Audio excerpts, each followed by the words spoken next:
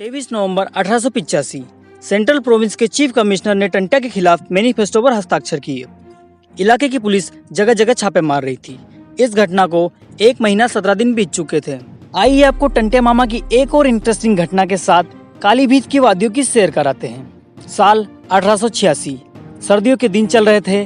तारीख थी 11 जनवरी और दिन था सोमवार। मध्य प्रदेश के हरदा जिले का एक छोटा सा गाँव नकवाड़ा।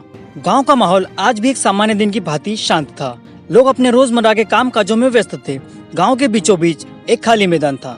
आज उसके पास गांव का पंचायत भवन बन चुका है। इसी मैदान में गांव के बच्चे गिल्ली डंडा खेल रहे थे और मौज मस्ती कर रहे थे। लेकिन यह मौज मस्ती ज्यादा देर नहीं टिकी और दक्षिण दिशा में सिरकाम्बा गांव की ओर से 60 लोगों की हथियारबंद टुकड़ी ने गांव में अपनी दस्तक दी। एक आदमी इस टुकड़ी के आगे चल रहा था। गेहुआ रंग, छरहरा बदन और कद होगा यूं ही कुछ 5.25 फुट।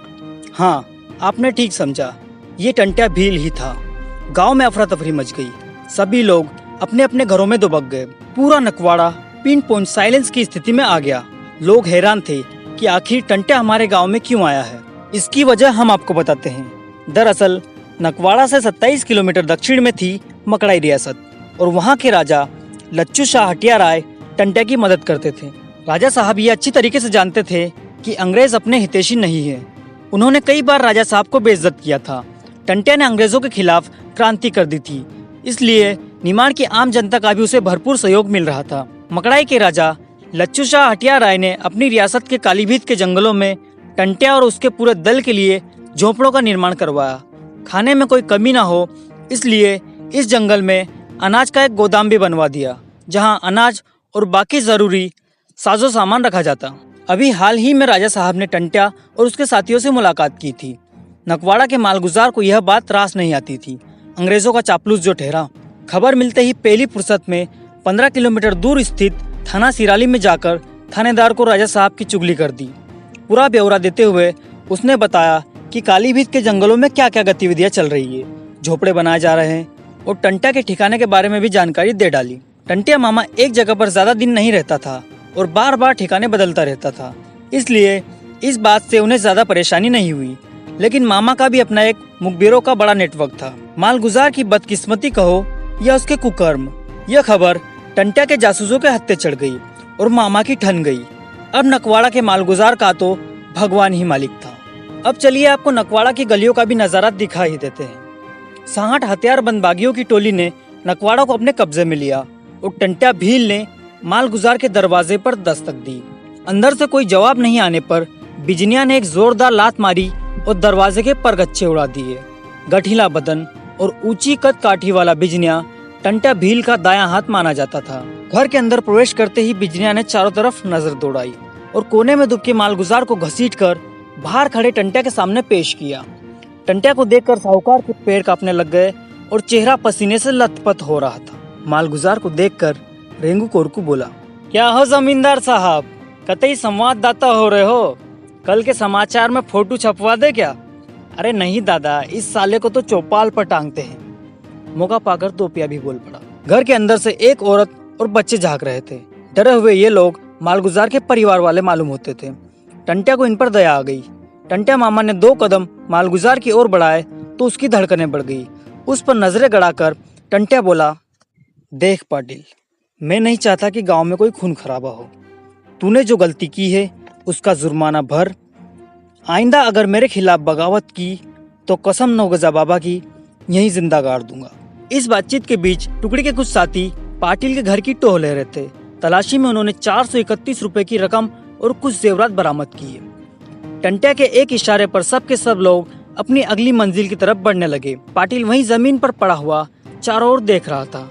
मौत अभी अभी उसके सामने से गुजरी थी। उस समय गांव में और भी महिलाएं, बच्चे, किसान और आम लोग थे।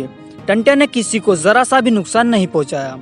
मामा की टोली चल पड़ी अपने अगले ठिकाने की ओर और ये ठिकाना था नकवाड़ा से 3 किलोमीटर उत्तर दिशा में स्थित जिजगांव कस्बा। यह कस्बा मध्य भारत के एक आम गाँव की तरह ही था। खेतों में गेहूं और चने की फसलें हिल्लोरे ले रही थी। टंट्या के आहट से अनजान गाँव के किसान खेतों में पानी दे रहे थे।